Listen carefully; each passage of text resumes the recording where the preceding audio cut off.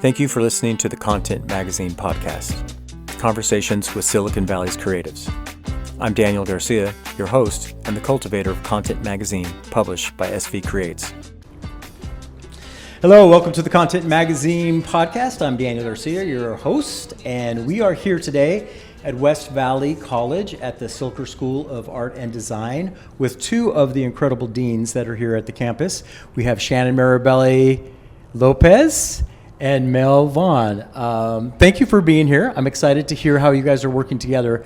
But before we get to, let's do this. Let's start. Why don't you each kind of say in general kind of what your role is here at the campus. So Shannon, Why don't you go first? All right, I am the Dean of Art and Design. So, I don't know, describing a dean's job might be a little bit boring, but it's basically you're head of an academic school. So in the School of Art and Design, we cover all the design disciplines: fashion, graphic design, interior design, architecture design. We have all the visual art, studio disciplines: painting, sculpture, animation, photography, and we also have all the performing arts disciplines, so theater, music, film, and dance. Yeah, I mean that's a vast area. What would you say, like how many classes does that necessarily represent, or even students would you say in general, like a rough estimate? I mean, I think a rough estimate, we probably have about 1,500 students throughout them running through the classes annually.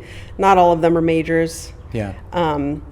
But a lot of those classes fit general education requirements, so kids take them because they're fun and they're creative, and and they help you graduate. So my job really is to just oversee the curriculum, oversee the faculty, try to bring students to the campus. Try to boost enrollment, make creative partnerships, do innovative stuff. Like partnering with content and partnering with Mel and, basically try to keep things interesting, especially in the creative fields, just trying to keep the students inspired. Yeah, that's a big job. Yeah. Good. We'll come back and ask more on that. Absolutely. But Mel, why don't you tell us a little bit about your area that you work in as a dean of mathematics and science, right? Yeah. Yes, absolutely. What Shannon said. But with math and science. Exactly. And so my part is done. No, I'm the dean of the School of Science and Math, and similar roles to Shannon. A lot of the administrative stuff, but with STEM, science and math. STEM stands for science, technology, engineering, and mathematics. We're a pretty vast area, so I oversee about 1,300 STEM majors. Wow. And we receive a lot of students beyond the STEM majors. So because math is such a ubiquitous part of our world, we, by far and away, math is our most popular course because everyone pretty much needs to take it. Yeah. However, we have a lot of exciting things going on in science and math. The disciplines that I oversee are astronomy, geology, physics, oceanography, biology, chemistry, computer science, engineering, math, and I think I probably left 2 or 3 out. so quite a bit. And what we're really trying to do here at West Valley, both Shannon and I, is just really uplift and elevate our students, showcase our programs. We're very excited in science and math that we just had our first public showing of our planetarium, jewel in the state, in the nation, and so we're really excited to just showcase STEM. And I'm really excited to be in this partnership with Shannon. She's like my big sister in being a dean and in shepherding me in this process. That's cool. Yeah. So then, with the planetarium, did you guys do anything with the 60th anniversary celebration? Well, with the, oh my gosh, I'm looking for the eclipse. Did you guys? I mean, it was only 40% here, but was there anything that? Unfortunately, no, because all of our astronomers went away to go see the eclipse. So one guy, our planetarium director, flew to Mexico. He's like, I'm out. Yeah. No, we just handed out some glasses for people to see, and the next one we have, which will be a while from now, we'll certainly put something on. Yeah, that's actually going to be. It's going to run closer, I think, through this area. Yeah. So, but that's like in what?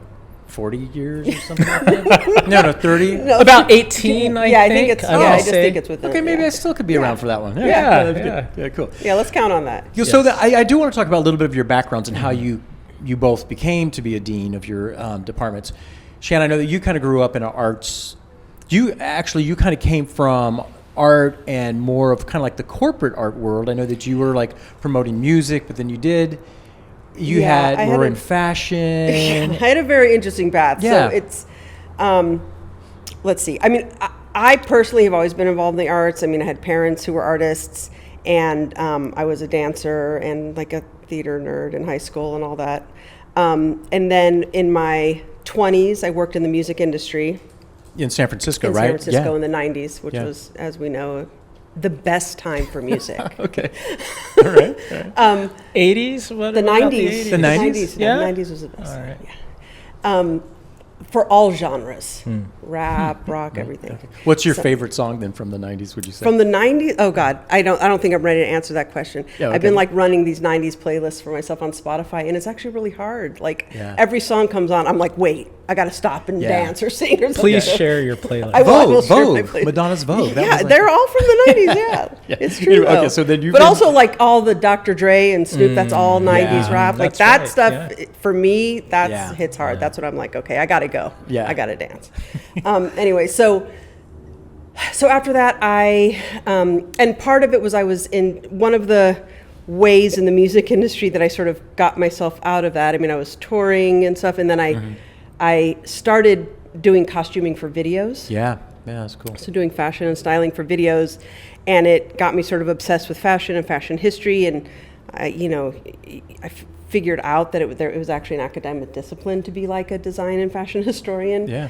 And so I had not gone to college yet, so I went to get my undergraduate degree pretty late, and then went and moved to New York and got my graduate degree in visual culture costume studies. And then I was a curator of fashion at the Metropolitan Museum of Art for 12 years. That's awesome. So, and curatorial work is interesting because it's an academic, creative field, and you are very close to the objects. Like part of your job is to understand the object. When you catalog an object, you have to understand the fabric. You have to understand how it was made.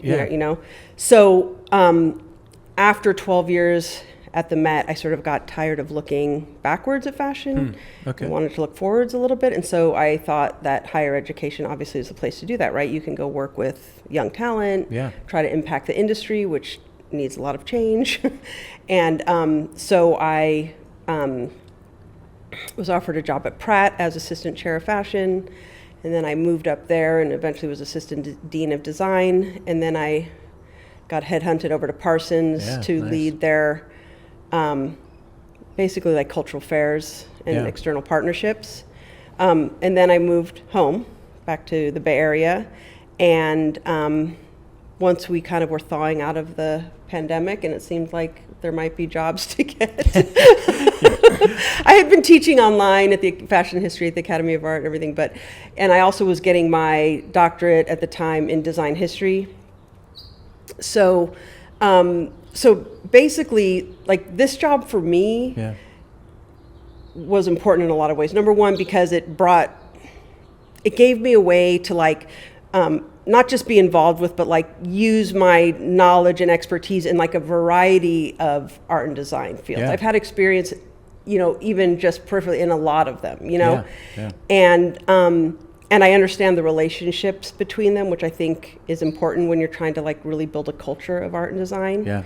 And then also one of my huge pet peeves about art and design education is that it's mostly private and very expensive. Right, totally. So I was really excited at the possibility to come to a community college that had a big dedication to art and design, was putting a lot of resources into it, where I could attempt to offer a very high quality art and design education on par with some of the institutions that I'm used to, but for like basically nothing. So that's my kind of reason to be, is that I want to make sure that community college kids are getting the same level of art and design education Yeah. that other kids are paying a lot of money to get, because it shouldn't be exclusive in that way. Yeah, you know? that's cool. I mean, yeah, it is interesting to see where you're at in this role, and then just your history of all the different industries that you were working with, and then being here. And then, I just really appreciate that you want to kind of like democratize the access to the arts, right? Yeah. And the community college is a great way to do it. Yeah. That's so cool. I'm thrilled to be here. Yeah. So think about your '90s favorite song, though. Okay. I am. Okay. All right. So Mel, so now you kind of had more the whole time, kind of more in academia, right? Like you kind of like for the most part. And you graduated. I guess your master's was from Santa Cruz, right? And then My bachelor's was from UC Riverside, and for me to tell my full story, we wouldn't have time. Yeah. And it's certainly not as interesting. I'm as sure Yes, it it is. is. Yes, it Well, is. you know, You know? I did want to, because in your bio you mentioned, and this is interesting, that your 7th grade teacher had told you like you wouldn't amount to anything. Absolutely. Yeah. Which is like, Absolutely. so that has definitely been something that stuck with you and Yeah. has driven you. Yeah. Right? Do you want to talk about that a little bit? Absolutely, it's a key part. Like Yeah. my journey has been pretty interesting, and I've always been interested in science ever since I was a little kid. Yeah. Earliest I remember is going out in the backyard and hunting for insects and capturing that grasshopper and doing things I won't say on the record. You know? Magnifying glass? I'm not saying. Okay, I'm just saying. I'm not I've saying. heard people do that when they're young with the heard that. magnifying Heard glass about and the that. ants. Confirm nor deny. But no, I've always had a curiosity for just about all of the science disciplines, and my parents had an old 1960s encyclopedia set. I was an early reader, inspired by my brother who would read to me, and so I would go and try and read this encyclopedia set, and never realizing that's something that like a 6 or 7 year old probably doesn't normally do. And my dad had this big book called Science that I always read, and he had this astronomy book. So I'd always been interested, but as a kid, I never thought I was smart, or, you know, I had a speech impediment. I still have a speech impediment. It's just, I've You've worked trained. with it. That's Yeah, right. yeah. So when I was really young, I was always placed in the lowest reading groups, the lowest math groups. Right. And usually by the end of each year, this was in elementary school, I would have risen to the top group. But people always kind of assumed I wasn't that bright or whatever, to the point where I started believing that myself. And I remember when I was in 5th grade, I had this one teacher, Mrs. James, and I always acted up in class, you know, and it's like, that was it. You probably wouldn't know it now, but no, I was a horror to my teachers. And Probably because you were dealing with a lot of internal emotions, I right? think so. Yeah. And I mean, didn't realize. And I remember Mrs. James in 5th grade called my parents in, and to, you know, the parent teacher meeting, and I'm like scared to death, you know, like, so I'm listening through the wall, and this is probably one of the most impactful things in my entire life. I heard Mrs. James say, "It's not that Mel isn't smart; it's that he's bored." Oh. Yeah. And she saw something got it. in She me got it. that no one else did. Yeah. And from that point on, that gave me Right. self-esteem. Yeah. It let me know that I could do these things, that I am smart. Yeah. And so from then on, I knew Mrs. James gave me that internal Fortitude. Exactly. Yeah. And so you brought up something in 7th grade, you know, 7th grade, you know, 6th grade, you know, I started being in those more advanced classes. But in 7th grade, I had this math teacher who, you know, wasn't a great math teacher. and again, I was a horror to my teachers. And she said, I don't think I was a horror in that class because I actually liked math, but she said I would never amount to anything. Wow. That's you know? terrible. And she said that I should consider like the crafts, like maybe carpentry or things like that. Oh my God. And I don't think that's uncommon with African Americans and with other people of color to hear that in you know, from someone in their lives. Yeah. But I knew from Mrs. James that wasn't true. And, and I was determined to prove her wrong. Yeah. And so eventually, fast forward a few years, You know, if I were to tell you my GPA for my first semester of college, you might think that seventh grade teacher was right, you know? Sure. So I didn't do well that first semester. And it was because it was one of those things where I was one of those students who I never really had to study in high school. Right. You know, I could get up in the morning, read, do well. Not true. I went to Texas A&M. My first semester, aerospace engineering major. That's tough. Got an unflattering GPA. But I came back home to Riverside, California, went to a community college, and that's where I found the power of a community college. I learned how to study. I learned how to, you know, I can't just rely on my brain. I had to put some work in. And I did well for the most part. You know, life happens, of course. Yeah. But how I ended up here, actually, you know, in college. Because you've been here for like not that long. 40 years? 50. 50 No. years. He's been here since he was 10. Yeah, but it's like 18-ish year or something. Yeah, somewhere around there. Right, so I'm going into, I'm in my 18th year at West Valley College. Yeah, wow. Prior to West Valley, I was a software engineer for 7 years. Okay. Because again, I was one of those who everything technical kind of interested me. So even though I got my degree in physics, I ended up getting a job in software engineering. It was during the first .com era. But got, I guess, bored of that and started looking at community college positions just for fun because I missed academia. Yeah. And so I applied to be an adjunct professor.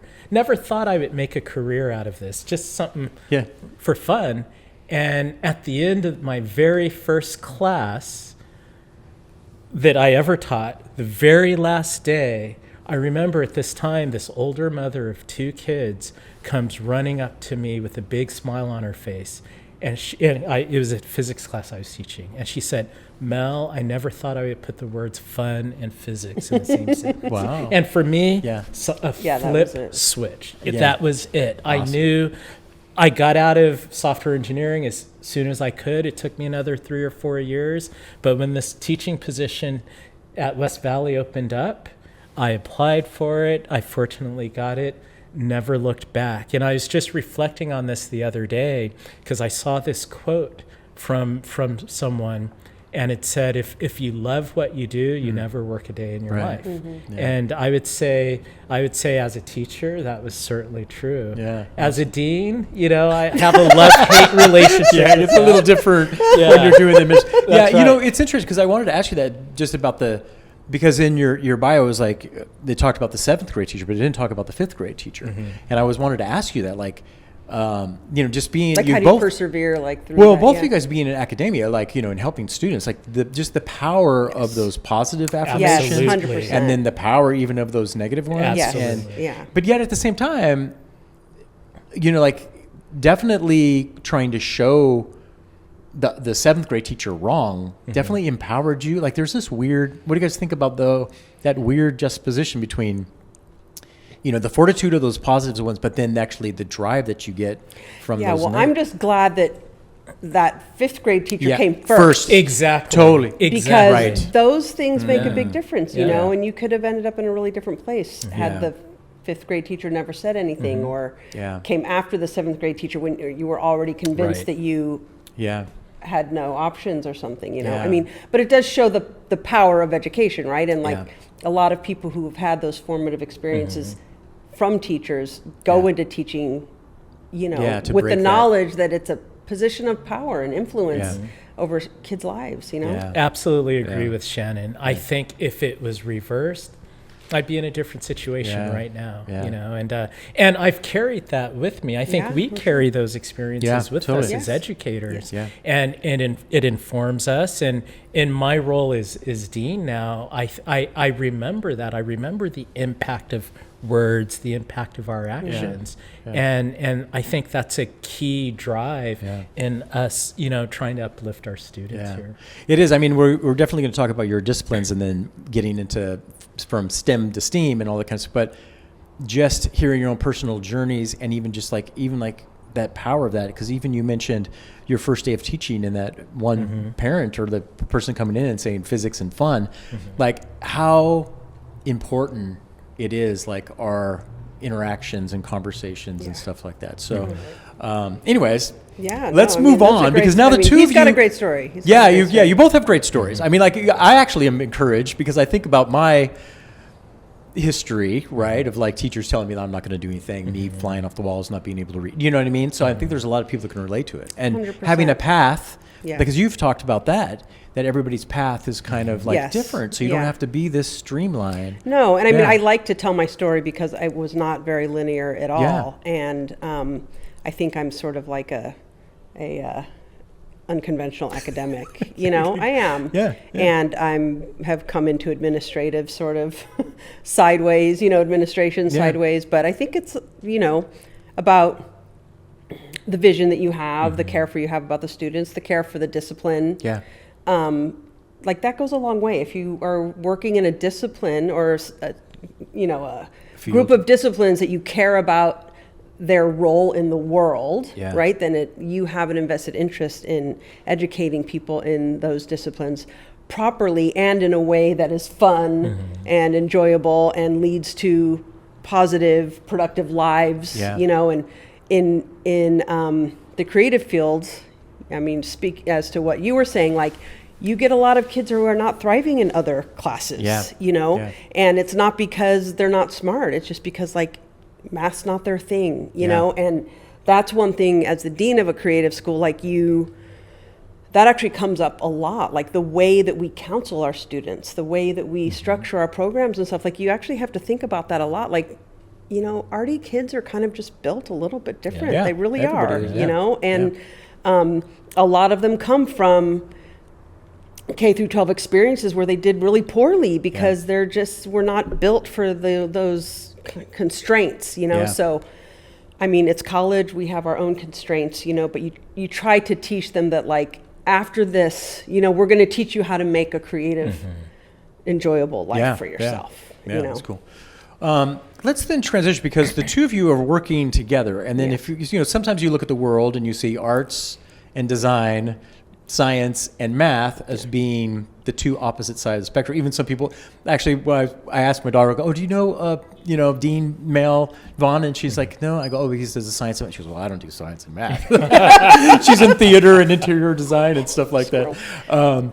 So that was kind of funny. So like, you know, it's kind of seen as these opposite things. And then definitely there's been an emphasis on STEM, right? Which is the science, technology, engineering, and math. Did I get that right? Or was these acronyms wrong? No, perfect. And so then STEAM is to bring in the art. So now here at West Valley. And what we're doing though, we're doing STEAMed because you have to include design. Design. Okay. All right. Because okay. Design to me is really the thing that brings them all together. Well, that's the thing is like, product design and engineering and all that. Kind of, yeah, totally. You don't send a rocket to the moon without having it in a capsule. And, and then you have to have the graphics on it. It's the cool NASA logo.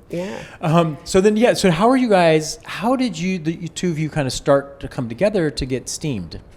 What was kind of how did that come about? I don't know if I remember exactly how it came about. Well, anyways, so I've only been here a few years. Yeah, that's right. Mel's basically an institution here. Yeah. And I mean, for very good reasons, you know. So I came here as a dean. Yeah. A lot of deans here come up as faculty, right? So Mel, in the last couple years, acted as interim dean of science and math after the previous dean left, and then recently was offered the permanent position, which he's very deserving of. And so we've just been working together as colleagues for the past year or two, just getting to know each other as deans. And obviously we have lots of meetings and other kind of, you know, college level projects that we're working on together. But I think that number one, we've always just enjoyed each other. We like to work together at the administrative level.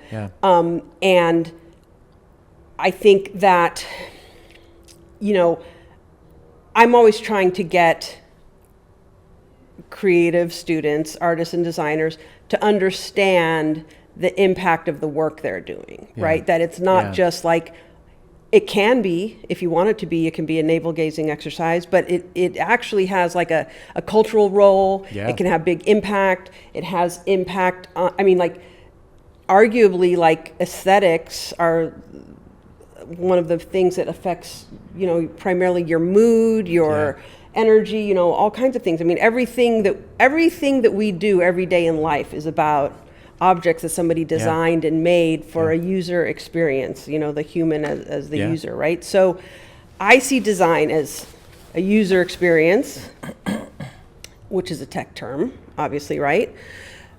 They're all human-centric.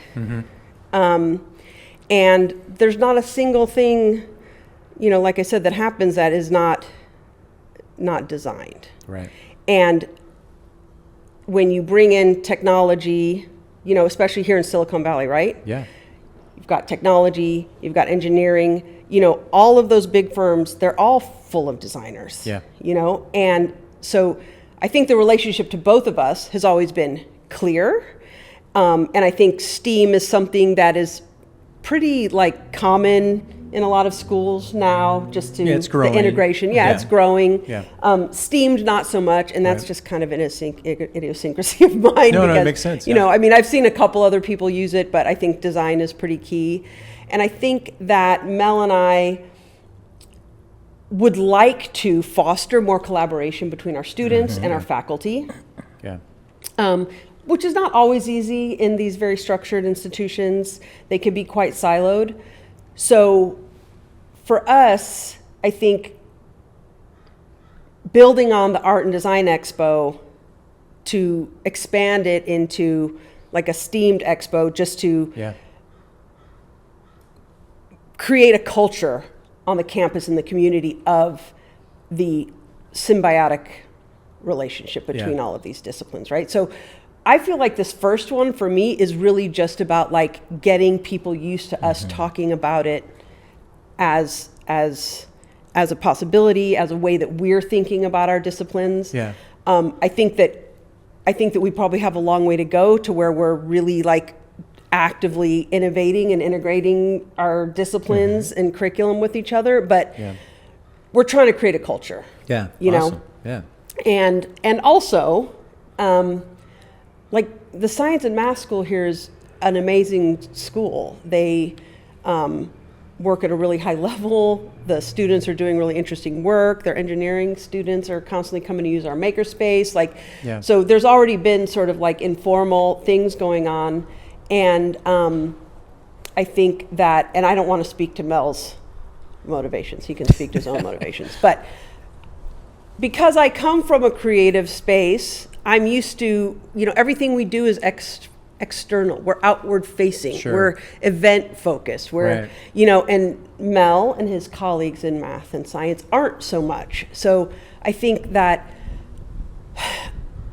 I'm excited about this event in terms of being part of Mel's elevating of his disciplines to where he wants them to be, getting the recognition from the community in Silicon Valley that he should have, bringing knowledge of the reputation, bringing visibility, you know, because I mean, we're deans, we have to fundraise, we want partnerships with the firms around here. And so it's just kind of like to raise everybody up, you know? What I mean, who did you approach Mel then? Kind of like, hey, let's do something together, or was this? Well, I don't remember. I mean, what do you? remember? And what's your thoughts on? I remember on what that? I was feeling. Okay, tell me what you were feeling. So when I first met Shannon, I was a new interim dean, and you know, there's something definitely very. I feel like we're very complementary in so many ways. Like how Shannon is really elevating her School of Art and Design. Doing so much for your students, so much for your faculty. And so I felt naturally like this is a person I want to work with. I think we'll work very well together. And I think either you or me, it might have been me, but one of us said, hey, wouldn't it be cool to do something together? Yeah. And then... Yeah, I remember. He was saying, I would love to do a STEM expo like you do your Art and Design expo. And then I was like, well, let's just do it together. Yeah. So I really think it was that simple because he was like let's, like he wanted to do, and the fact that there hadn't been something that shows off the work of your students, which is also very physical, right? There's things to show, you know, was sort of a bit surprising to me that there hadn't been a history of that. And I want to change that being a new dean, you know, and for me though, STEAMed is actually more of a philosophical endeavor as well. Okay. Because I truly believe in collaboration. Yes, I yeah. truly believe in the interdisciplinary nature of things. And so you're right. It's common for people to think science, oh, this person, art, how never the twain shall meet. But I often will remind people the phrase Renaissance man and the person, Totally. Yeah. and I forgive me for saying man, it should be Renaissance human. But I think of Leonardo da Vinci. Yeah. He was a scientist, he was an 100%, artist. What amazing work. And for me, science is art. Yes. Yeah, totally. It's Agreed. how we look at things. And I had the opportunity of working with one of Shannon's faculty members, Kathy Arnold, maybe about 10 years ago or something on a project. And she approached me and she said, Mel, I'd love for us to work together. And she proposed a project in which my physics students would explain a concept that her art students would then just interpret and conceptualize however they that wanted. project like every I think semester. so. Yeah, I that's think cool. I that liked it. what a wonderful Yeah, thing, exactly. because I think it's an art for a faculty member to be able to explain and educate. Yeah. And what a wonderful way to take something esoteric and reimagine it, and so I feel that when we can start looking at our disciplines as not as these separate things, but maybe what is this beautiful blend? That's where our students, I'm virtually speechless at the possibilities because I feel like our students will gain so much out of that going into the workforce, not only understanding maybe the math, maybe they're an artist, but they know a little bit of math, but they know how to present that to someone else. So for me, it's not, I think it's natural for it to be steamed. Yeah, it's sad that it's somehow become separated because we think, especially in industry, 100%. right? I mean, if you're making Yes. a chair or a computer, or even if you're using paints, all like I just for the engineering. first time used encaustic. There's chemicals, there's materials, there's Yes. there's so much science. I do photography. The Yes, so science much behind science. photography Yeah. is like crazy. Like the film that they've made and the it's funny how they've kind of become these two different things. I think what it is people don't see the relevancy because they haven't had it in a context that they could understand. And that reminds me of that woman so many years ago who said, I never thought I'd put the word fun and physics together, because that class was a conceptual physics class. So physics without the math. Right. And I would argue that they knew more physics than the engineering physics students who had calculus, because they strip away all the math. What is it? Yeah. And so in that class, we learned, why is the sky blue? Yeah. Yeah. What causes rainbows? Yeah. How does the eye see Well, with the red, color green, blue? and all that Exactly. stuff, Exactly. And so perspective, everything. It's all connected. totally. Yeah. Yeah, and art uses all those kind of Yes, things. exactly. Like, it's amazing how many artists I meet who are actually using. I always get it wrong. The golden triangle, Fibonacci. Fibonacci. They use that all the time. And Yeah. that's a mathematical equation and function, and there's so much of that that's going on. Yeah. Well, and I was just going to say, from the art and design side, I think that people who are science and math mind can also, there's so much that artists, in terms of creative thinking, for lack of a better term, thinking outside of the box, just iterating and iterating, that kind of approach to problem solving, to me is really important. Totally. And, and in terms of design, like I said, I think of design as a problem solving discipline. Yeah. I mean, you want it to be pretty and you want it to be comfortable and all sorts of things, but most of the things are about solving some kind of problem. And science and math is all about problem solving, engineering, everything. And so I just feel like if everybody can understand their role in that world of problem solving, I mean, we have a lot of problems in this world.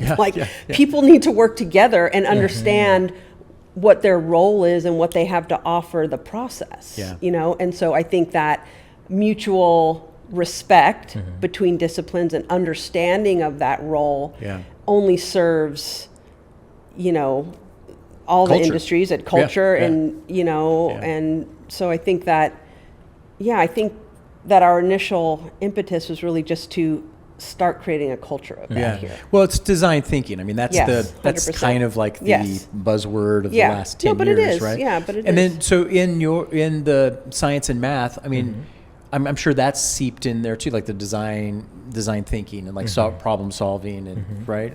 Absolutely. You know, in a variety of different areas, I think we're recognizing the importance of project-based learning, right? And as I talk to my whether it's my biology folk or my engineering faculty members, it's one, how can we engage the students in things that are relevant? And today, with the advent of the ease of 3D printing, you know, and producing things that they imagine, that they visualize, you know, I think Shannon's school has taken the leadership at West Valley in having a wonderful makerspace here that our engineering students make use of. And so now they're building their own.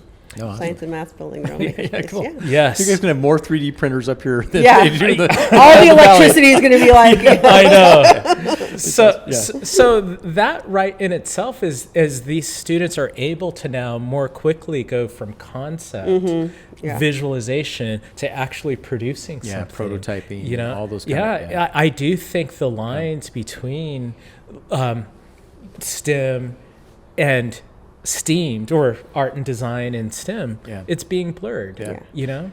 So, okay, did you have something to say? Well, I was just going to say, one of the disciplines that Cilker doesn't have, one of the only design disciplines it doesn't have, is industrial design. Oh, really? And that's something I'm working on building, which is part of what the makerspace is about. But you know, industrial design is the discipline that actually brings engineering and technology and design together the most, you know, so I'm excited about it for those purposes, because it's really where people begin to understand what the relationship is. And, you know, there are some other programs around here that we might have to compete with. That's cool. That's great. I was thinking, I mean, definitely industrial design is it's the marriage between those two, which is fun. It's almost like we're getting to a point like what you have to do in relationships, right? Where you realize like with my wife, like, oh, I realize that she has a skill set that's different than mine. Yeah. And there's a part of that I admire. Right. But there's also, since it's a different way of doing it, it drives me crazy. And I think, that's kind of the thing that you see kind of with science and math and art and stuff. Problem solving. But I was thinking too, like the thing that I kind of always come back to is curiosity. I think that that, like you talked about your curiosity as a, you know, when you weren't or possibly were using a magnifying glass on insects, right? You know, that curiosity, and that's the same thing with the artists, is that they're it's true. They're all inherently curious people. Right. And then I think that's the table, the common table. What's successful then? This is going to be the first STEAmed kind of like expo on May 7th. 16th, 17th, and 18th. The 8th of this year. Yeah, we're calling it what would be a success for it? Oh, go ahead. Well, we're calling it the Steamed Fest. Okay, Steamed because Fest. Art and Design Expo is going to be, you know, we're going to keep our kind of identity, and it's going to be a STEM expo, but they're going to happen kind of simultaneously under this Steamed Fest kind of banner for the weekend. So it's a big lift. I mean, I've done the expo. This is the third year we're doing the Art and Design Expo. So this year we are bringing in math and science, obviously, and then also we have our new visual art building. So a big part of the expo is going to be down there. So the last 2 years, it's really just been all centered in Cilker. This year, it's like 3 different buildings and locations. So it's much bigger. It is a fest. It's a festival. It's an actual festival, which is exciting. It's like Coachella for... basically, So, you know, so that's been a little bit challenging, but I think for the Art and Design Expo has been very successful, having a lot to do with the Content Magazine partnering with us. It's true. But success for me would just to see the people who come for science and math enjoying the art and design, and the art and design, the people who come for the art and design engaging with the science and math portion. Like Yeah. that would be successful to me. And to see the students and their curiosity about the relationships. So, Yeah. I mean, maybe I feel like my expectations might be a little low, but like I said, like I feel like we're at the baby steps of building the culture. And so I will just be excited to see the same people who've come to our expo for the last 2 years engage with science and math the same way that they have engaged with us on our art and design. Yeah. And for the people who come here for science and math, I would love it if they don't just stay over there in the science and math building. Yeah. And they come Get some cross-pollination. to the visual art building and come to the fashion show. And, you know, like I'm just hoping that the audience understands what we're doing and is enjoying all of it. Yeah. Yeah. You know? Cool. What's some of the things that you have, because this is the first STEM part. So what's some of the things that you have planned that people can participate in, see, experience? Yeah, so we have a few things planned right now. So one, we want to showcase our planetarium, but we really want to showcase in the work of our students. So excuse me. So we have students who are currently working. They received a grant from the Silicon Valley Clean Energy Association to build an electric bike that will be recharged from solar panels. Nice. So they want to show that off. Yeah. We have some chemistry students who want to probably blow some stuff up. Yay! So we'll see how well that goes.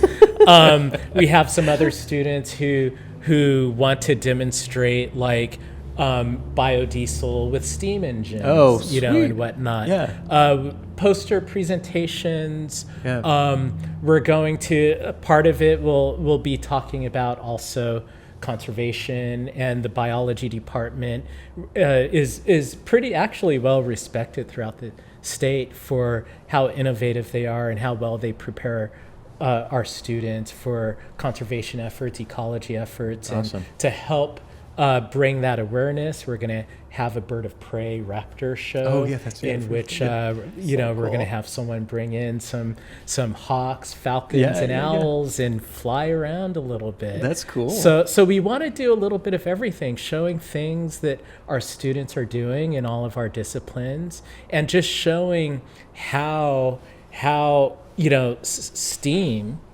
steamed applies. And so for me, success would be everything Shannon said. I would love to see that cross-pollination.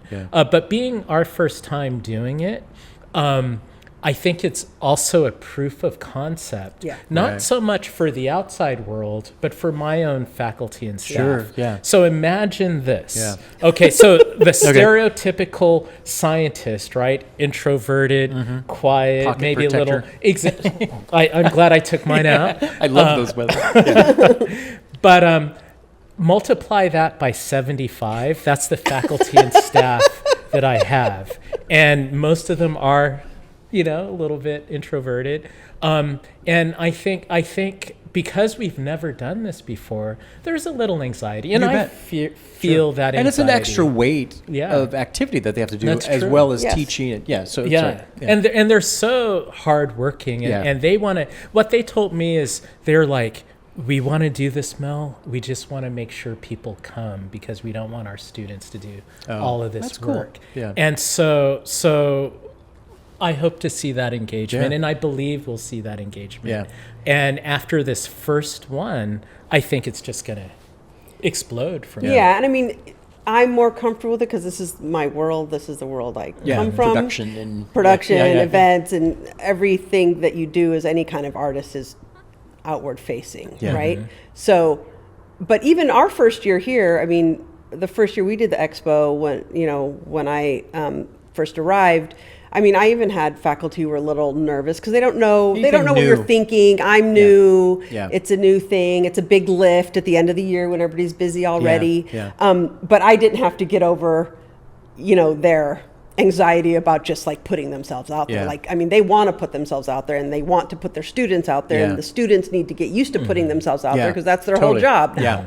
And that's my big impetus. Like, I want the students to leave here feeling comfortable, showing their portfolios, showing their work, talking about their work, because you just can't make it in the creative world without that. So Cool. I think that I've just been trying to encourage Mel and to encourage his faculty that, you just have to take that first step, and even if, we know way more than 50 people are going to come, but even if just 50 people come, like, every year it gets bigger. Yeah. Every year it'll get better. Yeah, you it's build like you on said, it. building the culture. Yeah, you build the culture, but also you build, you just build your audience. Right now they're starting from zero. Yeah. They don't have a mailing list. Yeah. Like, we need to build that up with them. And, I feel honored that Mel trusts me to kind of like bring him on this journey that is feeling outside of his comfort zone a little bit, know? Awesome. So, yeah, My eyes are closed and I'm hanging on to Shannon's shoulders. Awesome. Cool. Well, awesome. I'm excited for it. That's May 15th through the May 16th, 16th, 17th, and 18th. So 17th is the primary day. That's when all the STEM stuff is going to be going on. And the birds of prey will be out. Birds of prey. Exploding will happen. Yeah. That night is the content party and the fashion show and all stuff like that. Yeah. The night previous to that, the 16th, is our industry night. Yeah. And then the 18th, the planetarium is going to have free shows. Oh, awesome. Also on the 17th. Also on the 17th. Yeah, So awesome. it'll be free. It's not usually free. So it'll be free Yeah, to people cool. coming for the festival. And then the last event of the weekend is our Dance Caravan performance. Yeah. Wow. So it's a lot a busy, of great there's a lot stuff of coming. going on. Yeah. Okay, then let's wrap it up. 90s song. 90s song. I can't think of a song, but my favorite album from the 90s is Dr. Dre's The Chronic. Okay. But that doesn't. Yeah, no, it's hard to but I'm pick not like going that. to talk about what Yeah. I may or may not have been doing in the 90s. Yeah, we won't talk about it. So what about you? Do you have a music genre that you prefer or a time period? See, well, I like the 90s. I think I'm more deferential to the 80s, though. Okay. Because that was some form. Well, Your formative years. yeah, I would say more Yeah. formative. So what is it? I What mean, 80s stands was out? high school, though, for us, right? High school? Yeah, 80s was so- high school. Yeah. Yeah. Yeah, so that is Yeah, it's very Yeah. formative. You hear a song and it brings you Yeah, back Absolutely. to Totally. that. All that Like angst. Soft Cell. Yeah, that like, angst. Yeah. So, but being I'll let the introverted side come out of me right now Okay. and say I have to think about. Oh, my, okay. We got the. Mel's But, the No, key. well, then what's on your playlist right now? Like if you were to hop in the car, what? All right. Well, right now I actually have a lot of songs from different genres Yeah, cool. that have some kind of science in them. Oh, like really? Florence and the Machine. Yeah. Oh, yeah. They have a song called "Strangeness and Charm," or at least that's part of the We should lyrics. play and that it's all playlist at about the festival. quarks. It's all about what? Quarks. Oh, really? But in a very and people don't realize it, but it's very Oh my God, melodic, no. very and then there's another one He's so that she amazing. sings called I like Flo. She's she's my amazing. girl. Gosh, I forget the name of this one, but Stars in the Moon. Yeah. Okay. Yeah. Eminem, you Yes. know, and I forget the name of this Well, that's song, the but the 90s, one that's the that 90s. There Goes Gravity, he did it in Oh, yeah, yeah. 8 Mile. Yeah, yeah. So that Interesting. one's Yeah. on Yeah. the rotation. So Okay, it's a little bit. can that be what's playing on the speakers? All in the right. Steam Fest? Yeah, that'd be awesome. Okay. Yeah. Yeah. I never thought That about would be so cool. I never Yeah. thought. I mean, of course, because the Eclipse. I was thinking about like all the Eclipse song, right? And everybody's playing that one like. The eclipse of the heart, whatever you know. Yeah, what I mean? But then I was thinking That's like in there. the dark side of the moon. Yeah, you know what I mean. 100%, yeah. And then that one song, and then Oh, Anyway, so it's interesting. Coldplay's in there. So I Yeah, got, actually, you know, yeah, the I scientists, love it. Okay, right? I need your play. Is Which that a I was- Spotify playlist? You better share it with me. it's Google. Well, Okay. Google Music. okay. What do you think about that song, the science? If you know the lyric, and it says something about, he basically tries to think with his mind, but he realizes he thinks with his heart. So how, you as a scientist, how does that play out in the world? Absolutely, I think that's true. I mean, the mind, at least for me personally, Yeah.